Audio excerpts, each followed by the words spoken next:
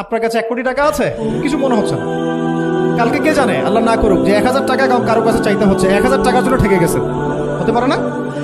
রিজিককে মানুষ তাজিম না করলে রিজিক দূরে চলে যায়। দুটো বিষয় খেয়াল রাখবেন, দুটো বিষয়। এক হচ্ছে মাঝে মাঝে মনের মধ্যে কিছু আমল করার ইচ্ছা আসে না?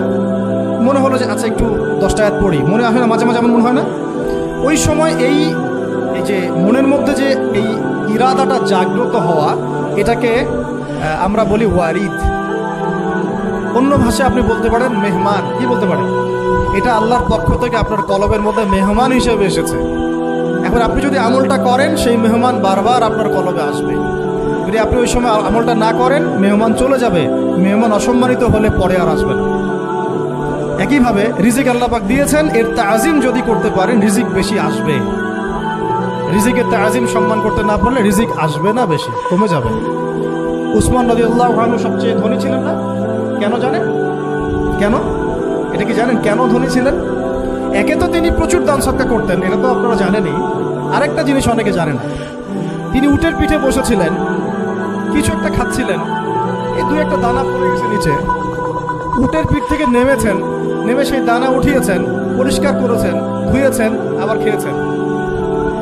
তার এই 2-4টা দানার কোনো মানে পরোয়া না করলেও চলে, তার প্রচুর অর্থ সম্পদ আছে। এত অর্থ সম্পদ যে তাবুক যুদ্ধের দিন 30,000 সেনাবাহিনীর দায়িত্ব নিয়েছেন।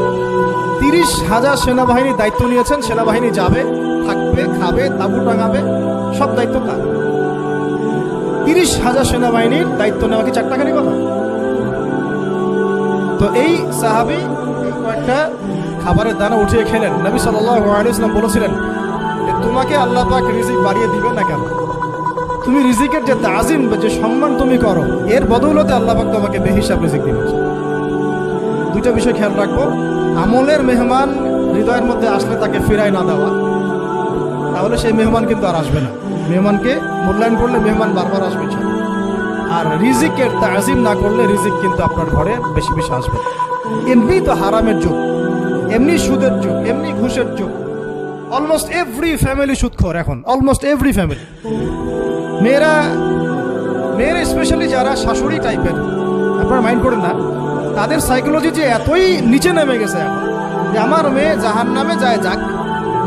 হ্যাঁ, আমার মেয়ে জাহান্নামে যায় যাক, সমস্যা নাই, দুনিয়াতে সেজন্য ভালো থাকে। এটা কেন বললাম? একটা সুদখোরের ঘরে তুলে দিতে সে দ্বিধাবোধ করতেছে না, একটা দুর্নীতিবাজের ঘরে তুলে দিতে দ্বিধাবোধ করতেছে না, একটা ঘুষখোরের ঘরে তুলতে দ্বিধাবোধ করতেছে না, একটা মানে কি বলবো মাদক সেবী, ড্রাগ এডিক্টেড, বা এই যে আর কি বলবো ফাসেক, জালেম, এই ধরনের ঘরে উঠাই দিতেও সে দ্বিধাবোধ করছে না। 5তলা বাড়ি চাই আমার মেয়ে 5তলা বাড়ি থেকে সুখে থাকবে। এই যে সুখের ডেফিনেশন এখানে দিয়েছেন আপনারা। এই জন্য কত হাজার হাজার মেয়ের জীবন নষ্ট করে দিয়েছেন আপনারা। আমার কথা মাইন্ড করে না, হাজার হাজার মেয়ের জীবন মায়েরা নষ্ট করে দিয়েছে, শুধুমাত্র মেয়েদের দুনিয়াবি সুখ এর সংজ্ঞাটা বুঝতে ভুল করার কারণে। এর নাম যদি সুখী হইতো, তাহলে অমুসলিমরা সুখী না কেন?